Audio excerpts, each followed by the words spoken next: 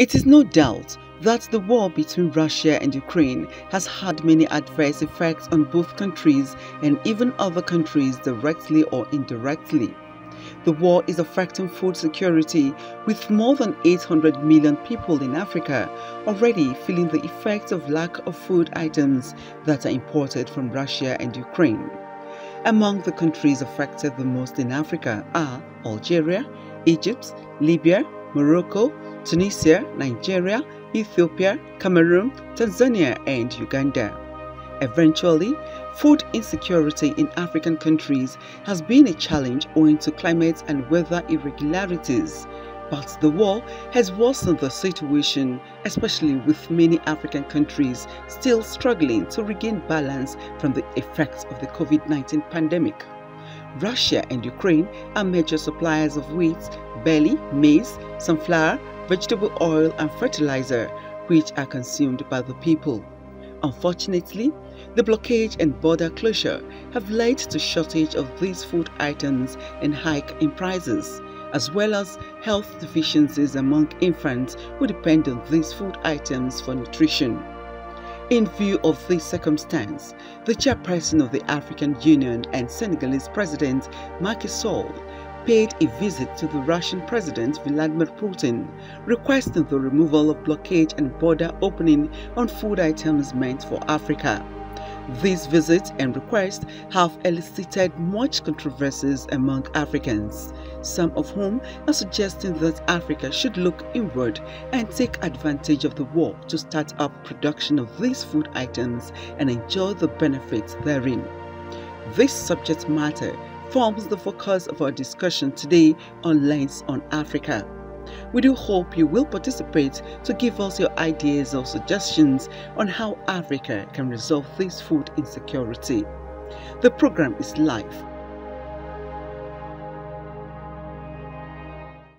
To interrogate this matter further today on Lens in Africa is an accomplished agricultural industrialist with vast experience in mechanized farming and the utilization of crops from allied products, Mr. Shitu Mohammed. Welcome to Lens on Africa. Thank you. It's good to have you indeed. Thank you. All right, so I'm going to go straight to ask, why does the war in faraway Ukraine and faraway Russia have effect on food insecurity here in Africa? Thank you. I think there are factors, but the major factors is that African does not go into mechanized farming. Okay. And we didn't take advantage of the God-given product that God gave to us. Yeah. And now the Ukraine-Russian war has opened the African eye to see that it is better we tap to what God endowed us with. Yeah. I believe the reverse should have been the case. Okay. If as African would get green land and very fertile land that yes, God we do. gave to us, if we have started mechanized farming earlier and we have been able to go into this mechanized agriculture, it will have helped us. And that is why we are saying, we, especially Africa and Nigeria in particular, I used to tell Nigeria that if Dubai leader would look at what do we have sand, we have water, that's ocean, and we have the sun. And then they went into tourism. Today, the world goes to Dubai. Yeah, they do. African can bring world to Africa because now it has shown that there's what human need is food. Yes. And we have it in abundance. Be it gum Arabic, be it wheat, be it all the grains you know. Sure, very true. Grows more better in Africa, including the wheat. Because I was in Austria, where I went to purchase my part of my equipment, and we're interacting because I want to see how I can buy their wheat. Okay. And somebody there said, "Are you not Nigerian?" I said, "Yes." He said to me, "Nigeria has the best wheat in the world." I said, "No. Are you kidding me? Ukraine or Russia?" She said, "No, that in our Chad Lake, Chad Basin, that they've tested the wheat from that area and it is one of the best. Oh, wow. In fact, she's telling me the chemical composition to say that while European wheat has about content of about 9, 10, Nigerian wheat, which is from Chad, Lake Chad, has almost 12 to 13, and that they have to now mix it with their own chap to bring it down to something like 10 or 9 for it to give them, because it is too rich, too rich that they have to. So we have it in abundance. This is fascinating. So this is fascinating. What you see, I don't like discussing problem. Yeah. But I want us to look at how do we solve the problem. Okay, now, so talking about solutions in this matter. Now, we know already the sanctions have led to this. The fertilizer issue, Russia and produces a lot of fertilizer and sells to the world, and other chemicals that the sanctions have hit. What wheat is a major product, and wheat is no longer available. It's going to no longer be available in the quantity that it is from that part of the world. Do we have enough time to plant and grow our wheat here in Africa? We do. We have government. We have people that are. Please break it down to us, the wheat harvest cycle, and so that we can have a better understanding. You see, the wheat harvest cycle is like now we are talking between the October, November, December to January. Yes. Yeah. And so that's why I said we have ample time. Okay. Because we are just harvesting. We just finishing harvesting. On the some people are even harvesting. Yes. The last one. Yeah. So we have ample time. Okay. To quickly now also move to go to the to be able to meet the season again. Yeah. Which is that, and now that we have seen what happened in Russia and Ukraine, is for us to move in mass. Now that we also have tell Nigerians now we have to identify areas that we can grow this, and we have vast area like the Lake Chad base like the even in Niger State, Swashi area, even in the Kebbi State, in Kano State, in Jigawa State, where we can grow this, is to mobilize the farmer as quickly as possible.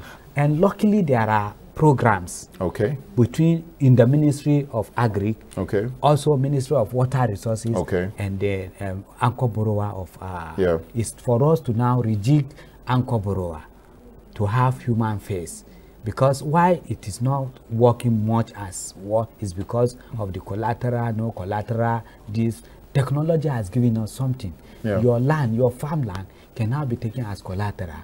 The only thing is that you can be monitored at the time of harvest, and you'll be able to take back the technology. You can be in this office and be looking at all these farmers calling for you.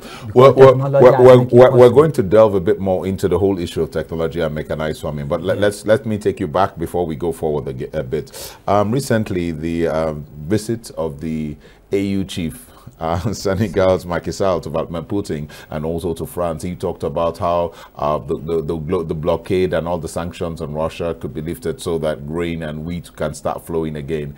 Is that a step in the right direction? And why don't we look back inward instead of going out again to look for help? For us, I think when you are planning, you have short time. You have medium and long time.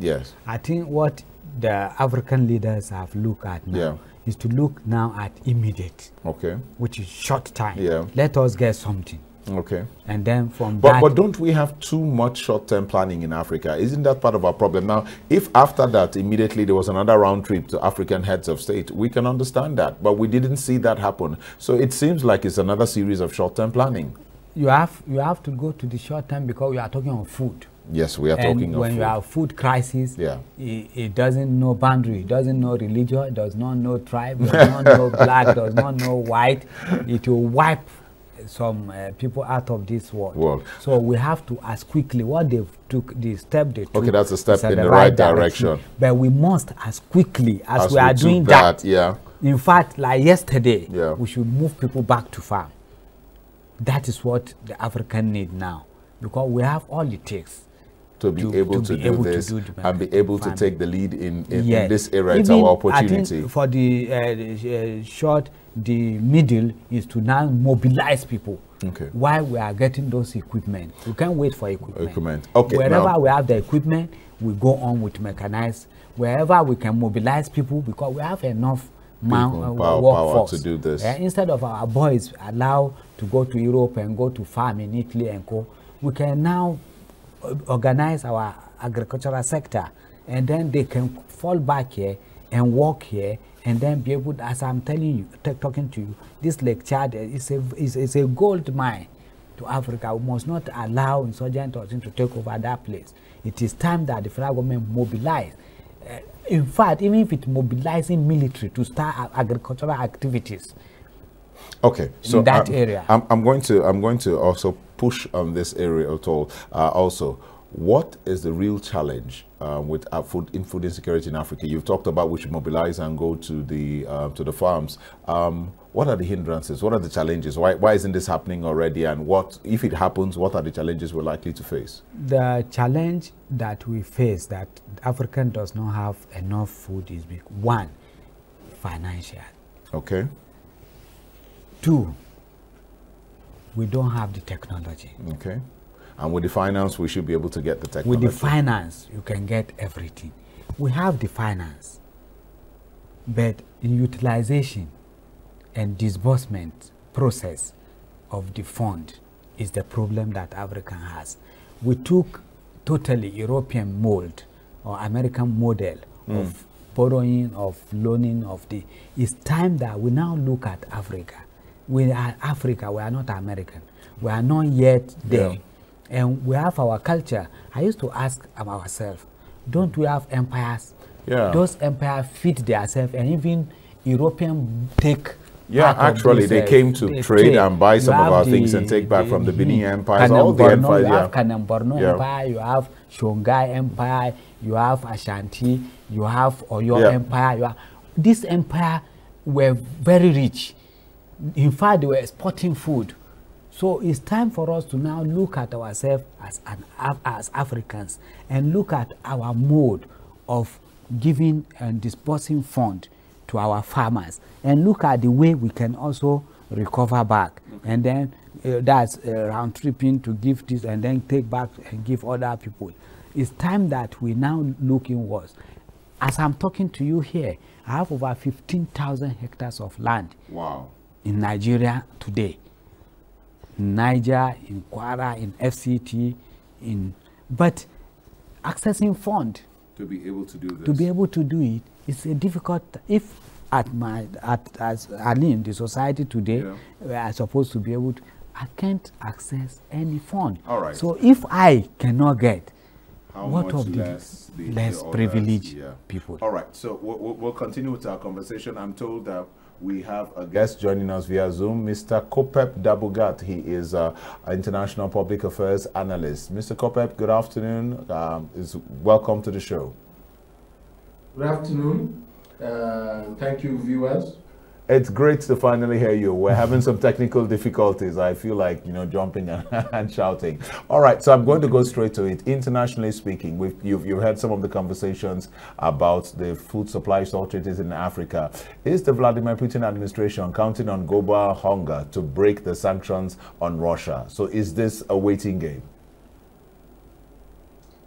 Well, I wouldn't say that the reason for the Russian invasion is bigger than just Russia counting on global hunger.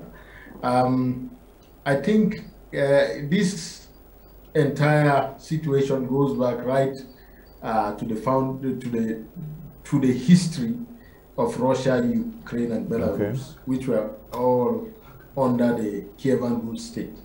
And fast forward to the communist revolution, you see that once it happened in Russia, it naturally translated to Ukraine and then to other places. And once the Soviet Union was formed, by 1930, there was an insistence of Russia on trying to turn Ukraine into a Russian, kind of colony. So, so for the Ukrainians, part of why they were moving west was because they wanted to escape that influence of the Russians. Yes. And the Russian state now wants to get that grip, because again, Ukraine sits on the intersection between Europe and Russia. Yeah. So with the influence of NATO, Russia feels unsafe with NATO courting Ukraine to join it. Yeah, so, yeah. Well, I get that part. I get that part of it. What I'm saying is Russia counting on sanctions have been applied already? We know this. So is Russia counting on global hunger to ensure that the sanctions are lifted before they, they completely destabilize Russia? Is this a waiting game now? We've come here. Yes, what you say is exactly correct. But is Russia at this point in time counting on global hunger to break the sanctions put on Russia, the very biting and hard sanctions? Well, it may seem so, but it doesn't. It has not been stated clearly, but it may seem part of the strategy.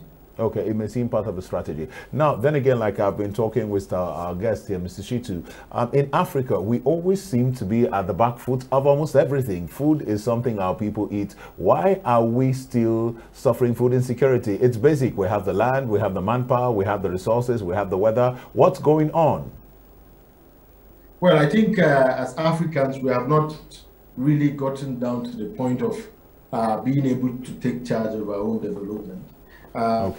Just take an example. Most of the development plans of African countries are being drafted by either World Bank or World Bank sponsored consultants that just come in and package something that leads us back straight to the control of the West. So, I mean, looking at that, you see naturally why we are always seeking for opportunities to export our food or our agricultural products outside Africa. It is refined and brought back in the form of biscuits and other things.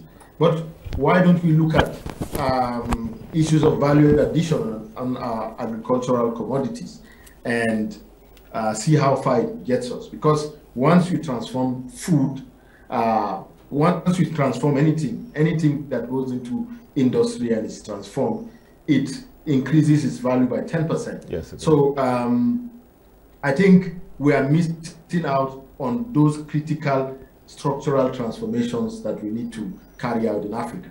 All right. Mr. Koppe, thank you very much for joining the conversation. As always, your inputs are enlightening. I particularly enjoyed your throwback, taking us back to the heart of the issue. It's important. To solve an issue, you need to understand the root, and you've been very, very elucidating. Thank you very much. It's been a pleasure having you on the show. All right, then. So, Mr. Shitu, going back to what we were talking about, it's something similar with what we're saying about Africa, and okay, it's time. Now, let's hope that this is a wake-up call. But what can be done?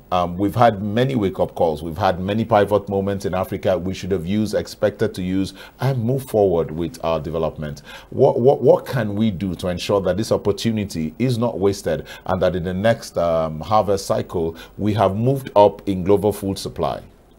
For us, I think we must, as earlier said, yes, first of all, make sure that our own grown economic policy and plans is inward. We take it from our culture and our belief and our own environment to suit it. And then while you do that, you also now look at making sure that this value added into the productions, especially instead of us exporting raw materials, we must now look inward in order to grow our economy and agricultural sector. To say you must put a processing plant where from the planting to harvesting, then to storage, to transportation, then to market, then to where you add value.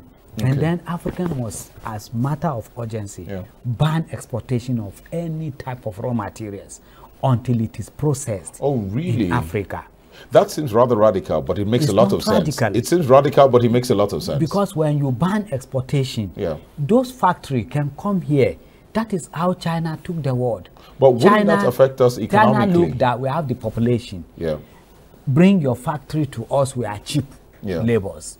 And the factories were there today. And China took that advantage. And today China is grown for that. What God has endowed us with is agriculture. We must take advantage of this agriculture. And the only way for us to take the advantage is to say, look, let us now start processing this product. Instead of us importing milk, which they will take the raw material from here, including our crude oil.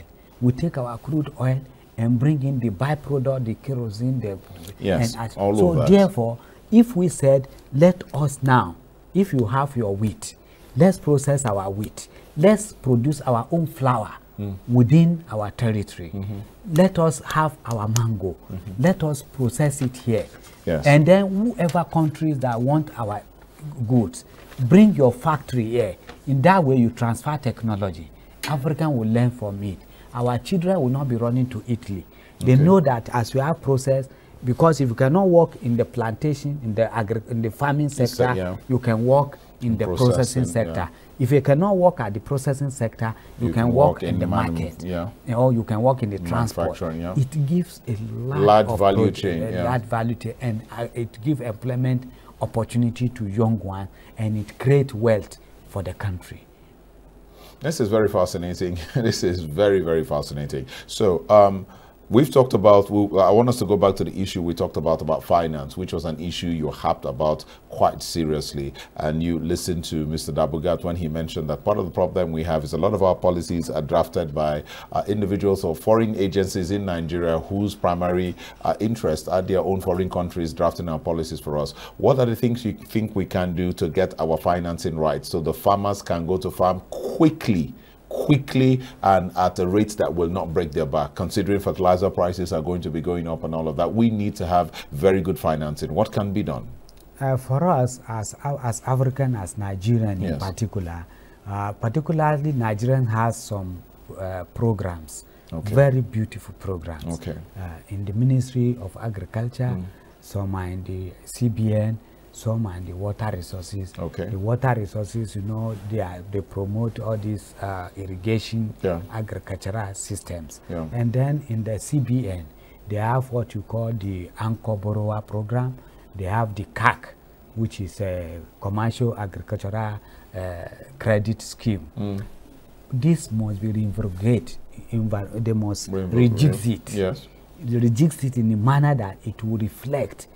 I've given you, now if you said you are giving a loan to a farmer and you said you should bring a house from Abuja as collateral or from Lagos, he does not have. How did he get it? Technology has already helped us. Why? Because if I'm having my farm, let's assume in New Busa, you can zoom my farm from your own comfort office in CBN and look at, okay, he has also a farm. He can, within this period and this period, can be done. If we give him, he can do it. So that way, you extend fund for commercial agriculture so that we can now go into mechanized agriculture. And then they've tried to say, okay, the interest rate should remain a single digit interest. That's very good. But disbursement area is where where the challenge is. If we reject it, it will help the country. And all right, thank you very much. Sorry, because of time. That's been actually quite apt. You've covered quite a lot. In fact, you're sounding like, well, let's not mention that, but that's quite good. Thank you. My guest has been Shitu Mohammed. He is a mechanized farmer and he's exploring all forms of processing of agricultural produce, and he's had years and years of experience. We've been talking about Ukraine-Russia war and its effect on food insecurity in Africa. It's been a pleasure to have you on the show. You so much. Thank you very much, sir. All right, at this point in time, the show will continue. I think we'll just have a little time and we'd like to check our social media handles. We have a few messages. One has been asking, I'd like to ask your guest if how easy is it, as easy as he's saying, to get into agriculture? And I believe he is. Unfortunately, we don't have the time to take that action. So they're asking, is it that easy to get into agriculture? And I believe he is. You've heard him explain it, and I think it's easy to do so. Thank you very much. I'm having another one. You're like, okay, this is a golden opportunity, but agriculturing is hard, is suffering. You prefer better jobs. I think that's a misconception. With mechanized farming these days, you don't need to suffer and sweat you don't need to sweat and do all of that kind of work. You use drone, man. Sit down in your comfort. He knows what he's talking about. From drones, you can actually check. Thank you very much. This one is from Daniel from Kaduna. You're saying hello, you love our show. Thank you very much, Daniel from Kaduna. Thank you for sending your message. We love it too when you guys watch the show, and that's why we're here. This is Seidu from Ida in Kogi State. I like the program. Please keep it up. Thank you very much, Seidu. We will keep up the program, and with encouragement from people like you, we're certainly going to stay in for a long time. Thank you. We love and support Lens of Africa. My name is Richie. Thank you very much, Richie. We love you too, and thanks for all the support. We hope you guys keep watching, and tell your friends and tell your neighbors Lens and Africa is on. And this is Matthew. Matthew is from Ogun State. Matthew, thank you for sending your message. Lens and Africa is appreciative of you watching the show and sharing and giving information. All right, I have many more, but several of you are not did not include your name. This is I have one from Felicia from Makodi. I really love your program. It's educative and entertaining. I don't want to miss it. Keep it up. Thank you very much, Felicia. It's great to know that we have fans all the way in Benue State. We have something from someone. Okay, is Louis from Togo. Louis, thank you very much. Wow, it's good to know we have people watching all the way from Togo. Lens and Africa will continue to impress. And yes, you say you'd like us to do something about Kobo, and we will look into your show. Well, it's Lens and Africa. It's been a fantastic 1 hour. It's always amazing how 1 hour runs up when you're doing something productive. From our producer, director, and all of us here in Lens and Africa, keep making Africa proud.